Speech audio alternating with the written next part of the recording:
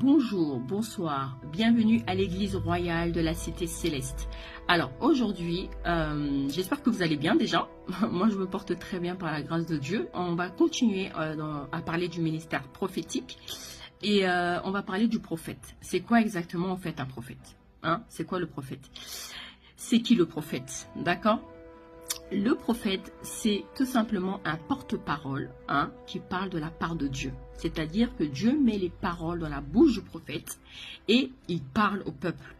Et du coup, en règle générale, le prophète, il parle sous inspiration divine.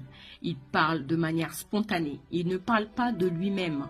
C'est Dieu qui met ses paroles dans la bouche du prophète. Il est vraiment inspiré de manière spontanée. C'est comme quand vous ouvrez le robinet il coule tout seul, c'est fluide. Et du coup, c'est pas réfléchi. Le prophète, il réfléchit pas. Qu'est-ce que je vais dire? Qu'est-ce que je vais noter? Non, non, non. Le prophète, il ouvre la bouche, il parle. Et c'est Dieu qui met ses paroles dans la bouche du prophète. D'accord? Le prophète parle avec l'esprit de vérité. Le prophète agit et travaille avec l'esprit de vérité. Le prophète parle la vérité. Le prophète dit la vérité. Le prophète, le vrai prophète, ne cajole pas dans le sens du poil. Le vrai prophète ne prêche pas des chimères. Le vrai prophète, il va vraiment prêcher la parole de Dieu. Il va vraiment parler sous inspiration divine. D'accord? Il est vraiment dans la vérité. Le vrai prophète a la crainte de l'Éternel. Le vrai prophète a la crainte de Dieu. La crainte de Dieu, ça ne veut pas dire c'est le père fouettard, j'ai peur du père fouettard. Non, déjà, Dieu, ce n'est pas un père fouettard. C'est un Dieu d'amour. D'accord? C'est un Dieu de paix. C'est un Dieu de compassion. C'est un Dieu qui met à l'aise ses enfants, qui met à l'aise ses serviteurs, ses servantes. C'est un Dieu qui ne met pas la pression. En règle générale, quand Dieu il met une pression, c'est vraiment une bonne pression. C'est une pression douce. C'est pas une pression où il va te tétaniser, où tu vas avoir peur. Non, c'est pas le Dieu que moi, en tout cas, je côtoie au quotidien. C'est pour ça que quand une personne extérieure vient manifester un autre caractère que celui de Jésus, tout de suite, je me braque. Tout de suite, je dis stop. Tout de suite, je dis, je fuis. Tout de suite, je dis stopping. Ça, ce n'est pas Jésus. Parce que je connais comment Jésus fonctionne. Je sais comment mon Père fonctionne. Je sais comment mon Père me traite dans le secret. D'accord? Donc, quand je vois qu'il y a des personnes extérieures qui veulent montrer une autre image de Jésus, ça, je n'adhère pas trop. Là, je vais dire la vérité à cette personne. Je vais dire que non, mais ça, c'est pas Jésus du tout. C'est parce que sa parole enseigne. Je connais la parole de mon Père. Donc, ce n'est pas ce que la parole m'enseigne. Donc, revenons au prophète. Le prophète, donc, je disais que c'est une personne qui a été choisie par Dieu, qui parle sous inspiration divine, et qui parle de la part du Seigneur. La Bible dit dans le livre de 1 Corinthiens chapitre 14, verset 3, que le prophète, il parle aux hommes, il édifie, d'accord, il exhorte et il console. Lorsque le prophète, il édifie, il bâtit, il construit, d'accord. Le prophète emmène les personnes à grandir, à croître, à devenir meilleurs, à émonder, d'accord, à marcher dans la crainte de l'Éternel, dans la sainteté, dans la consécration et dans la sanctification. Le prophète, il a pour but vraiment de emmener les hommes, les enfants de Dieu vers Jésus. Les prophètes ne gardent pas le peuple de Dieu pour lui. Non, non, non, non. Le prophète ne cherche pas la gloire des hommes. Le prophète cherche à glorifier le Père. Le prophète cherche à ce que le Père soit honoré, que le Père soit élevé. D'accord? Donc le prophète, il ramène les enfants de Dieu vers Jésus-Christ.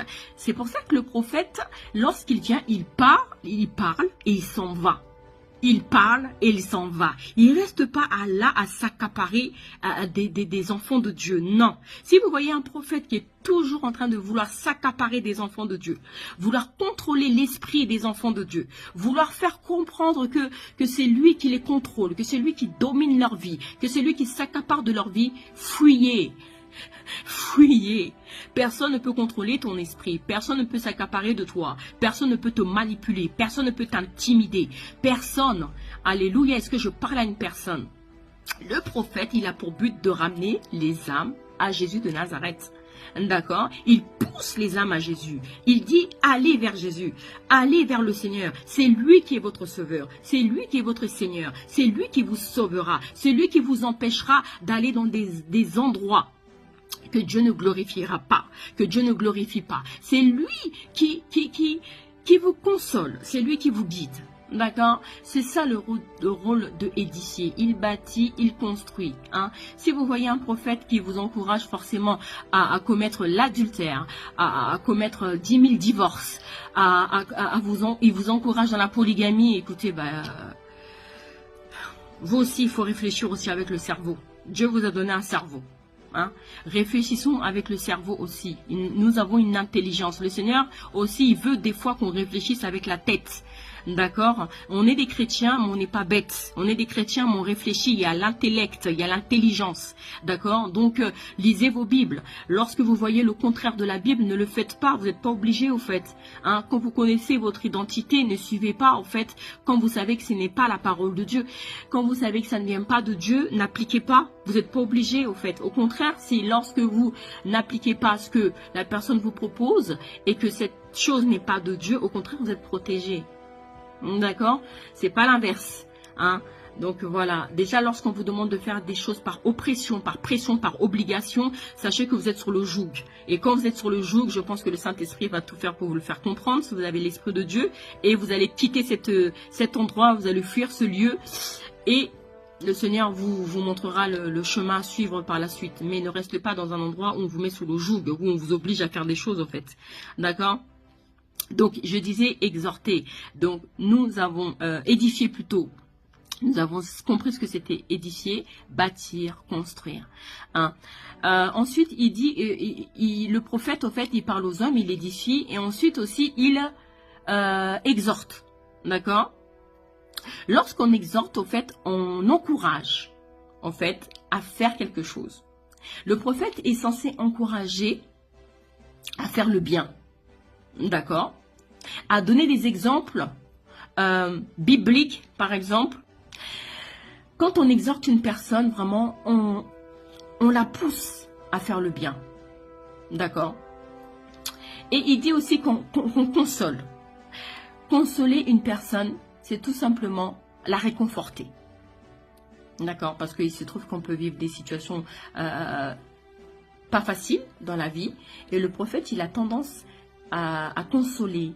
Hein, il a des paroles souvent encourageantes, il a des paroles d'amour, il a des paroles de restauration, il a des paroles de ça va aller, tout va bien aller, ne t'inquiète pas, Dieu est là.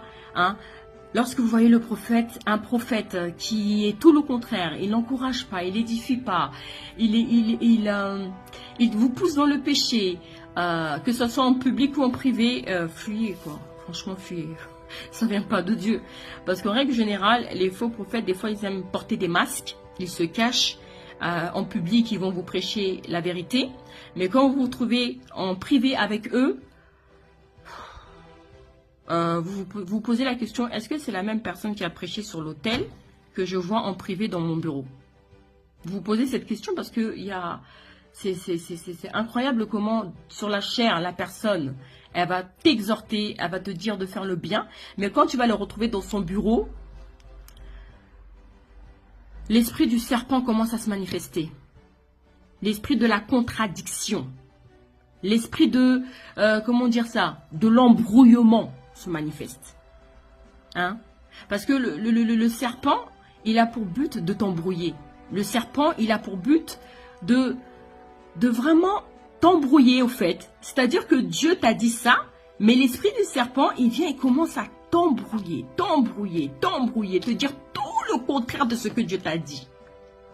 Ça, c'est le serpent. De dire des mensonges. L'esprit du serpent, c'est pas possible. Comment il t'embrouille? Il t'emmène dans la confusion. Hein, tu rentres dans cet endroit, tu avais tes idées claires, hein?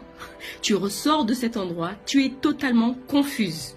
Il vient t'embrouiller, mais d'une manière terrible.